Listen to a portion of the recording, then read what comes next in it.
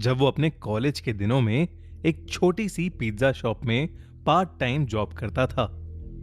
एक रात करीब 1 बजे जब जॉन अपनी शिफ्ट खत्म करके घर के लिए निकलने ही वाला था, तब अचानक ही पिज्जा शॉप का फोन बजा। जॉन ने फोन उठाया तो कोई आदमी बहुत ही सहमी आवाज में ऑर्डर दे रहा था। पहले तो जॉन ने ऑर्डर लेने से मना करने का सोचा, क्योंकि पिज्जा शॉप का क्लोजिंग टाइम ऑलरेडी हो चुका था। मगर जब उस आदमी ने 4 लार्ज साइज पिज्जा ऑर्डर किए तो जॉन ने ऑर्डर ले लिया, क्योंकि अक्सर बड़े ऑर्डर पर एक अच्छी खासी टिप भी मिलती थी और जॉन को पैसों की जरूरत भी थी। जॉन जल्द से जल्द पिज्जा लेकर डिलीवरी करने निकल पड़ा। डिलीवरी एड्रेस उस पिज्जा शॉप से काफी दूर शहर के आउटस्कर्ट्स में था। देर रात हो चुकी थी और वो रास्ता भी काफी सुनसान था। सड़क कच्ची थी और उसके दोनों तरफ बहुत सारे जंगली पेड़ पौधे थे। रास्ते में कोई स्ट्रीट लाइट भी नहीं जल रही थी, जिसकी वजह से वहां अंधेरा ही अंधेरा था। कुछ और देर की ड्राइविंग के बाद जॉन उस एड्रेस पर पहुंच गया। वो एक बहुत ही पुराने दिखने वाले अजीब से घर के सामने खड़ा था। वो घर फॉरेस्ट एरिया के अंदर था और उस घर की कोई भी लाइट नहीं जल रही थी, बल्कि आसपास कुछ हलचल भी नहीं थी। बिल्कुल ऐसा लग रहा था कि जैसे वो घर सालों से वीरान पड़ा है और उस घर में कोई रहता ही ना हो। जॉन उस घर को देखकर थोड़ा घबरा रहा था, इसलिए उसने अपने मैनेजर को कॉल किया। वो अपने मैनेजर को वो सिचुएशन एक्सप्लेन करके वहां से वापस चले जाना चाहता था, लेकिन उसके मैनेजर ने फोन ही नहीं उठाया।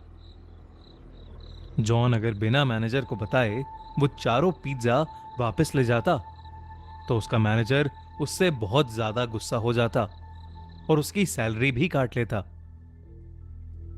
इसलिए जब बार बार कॉल करने पर भी उसके मैनेजर ने फोन नहीं उठाया तो उसने एक बार उस घर के पास जाकर डिलीवरी ट्राई करने का मन बनाया।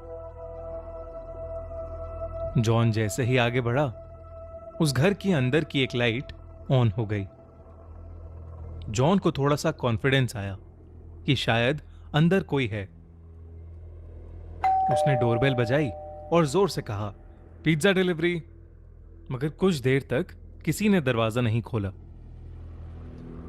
जॉन ने फिर से बेल बजाई तो उसे अंदर से किसी के कदमों की आवाज आई, लेकिन फिर से किसी ने दरवाजा नहीं खोला। जॉन वापस जाने ही वाला था कि अचानक से वो दरवाजा अपने आप खुल गया। जॉन थोड़ा घबराया हुआ अंदर घुसा। हॉल में एक डिम सी लाइट जल रही थी और वहां कोई भी नहीं था।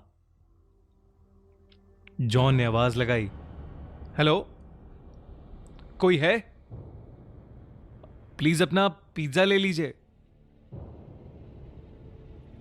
तभी जॉन ने देखा कि हॉल में पड़े सोफे के नीचे एक काली बिल्ली निकलकर एक रूम की तरफ भागी। जैसे ही वो बिल्ली उस रूम में घुसी, उस रूम की लाइट्स और टीवी ऑन हो गया। साथ ही छोटे बच्चों की शैतानी करने की और हंसने की आवाज भी आने लगी। जॉन को लगा कि कोई शायद उसके साथ किसी किस्म का मजाक कर रहा है। वो गुस्से में उस रूम के अंदर गया। वहां 2 छोटी सी लड़कियां बैठी थीं। वो दोनों वहां बेड पर बैठे बैठे जॉन को अजीब तरीके से घूरे जा रही थीं।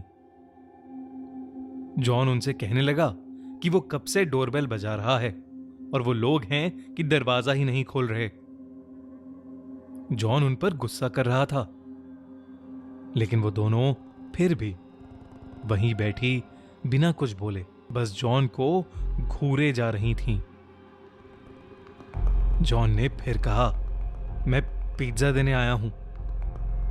तुम्हारे घर में कोई बड़ा है जिससे मैं पेमेंट ले सकूं?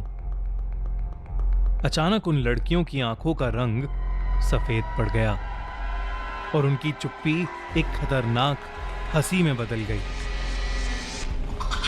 उन दोनों ने उस कमरे के दरवाजे की तरफ इशारा किया जो जॉन के ठीक पीछे था। जॉन पीछे पलटा तो वो घबरा उठा। उसके हाथ से चारों पिज्जा के डब्बे नीचे गिर पड़े क्योंकि उसके ठीक सामने एक भयानक औरत का साया खड़ा था। ये सब देखकर जॉन डर के मारे कांपने लगा। वो जैसे तैसे अपनी बाइक की तरफ भागा और वहां से निकल गया। उस औरत का साया और वो दो लड़कियां उस घर के दरवाजे पर खड़े हुए उसे जाते देख रहे थे। जॉन अभी कुछ ही दूर पहुंचा था कि उसे फील हुआ कि उसकी बाइक खराब हो रही है। एकदम से बाइक के घिसटने की आवाज आने लगी और बाइक बंद पड़ गई। सहमा हुआ जॉन बाहर निकला और उसने देखा कि उसकी बाइक का टायर पंक्चर था।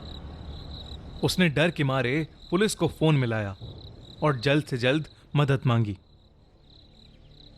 वो आसपास देखने लगा और अचानक ही उसकी नजर बाइक के रियर व्यू मिरर पर पड़ी, जिसे देखकर उसके पैरों तले जमीन खिसक गई। बाइक के पीछे उस औरत का साया और वो दो बच्ची खड़ी थीं। वो तीनों धीरे धीरे जॉन की तरफ ही आ रहे थे।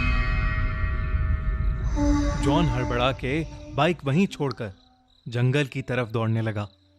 दौड़ते दौड़ते वो बहुत थक गया और एक बड़े से पेड़ के पीछे जाकर छुप गया। वो बस अपनी जान के लिए दुआएं मांगने लगा कि कुछ ही देर में उसे दूर से पुलिस सायरन की आवाज आई और उसने अपनी बची हुई हिम्मत लगाकर अपनी बाइक के पास वापस दौड़ना शुरू कर दिया। वो वापस अपनी बाइक तक पहुंचा तो उसने देखा कि पुलिस उसकी बाइक की इन्वेस्टिगेशन कर रही थी। उसने पुलिस को सब कुछ बताया और उन्हें उस घर तक ले गया। पुलिस ने उस घर के अंदर जाकर जांच पड़ताल की, लेकिन उन्हें एक जंगली बिल्ली के अलावा उस घर में कोई नहीं मिला। अगली सुबह जॉन को यह पता चला कि वो घर पिछले 3 सालों से खाली पड़ा है। और तो और 3 साल पहले उस घर में एक औरत और उसकी 2 छोटी बेटियां रहती थीं, जिनका एक रोज अचानक मर्डर हो गया था। ये जानकर जॉन के होश उड़ गए। उसे समझ आ गया कि उस दिन जिन लोगों को उसने देखा था वो उस औरत और उसकी छोटी बच्चियों की आत्मा ही थी, जो शायद आज भी उस घर में कैद है। मगर उसे कभी यह समझ नहीं आया कि वो फोन आखिर किसने किया था। इस हादसे के बाद जॉन ने पिज्जा डिलीवरी की नौकरी छोड़ दी, लेकिन वो जब भी वो हादसा याद करता है तो बुरी तरह कांप उठता है।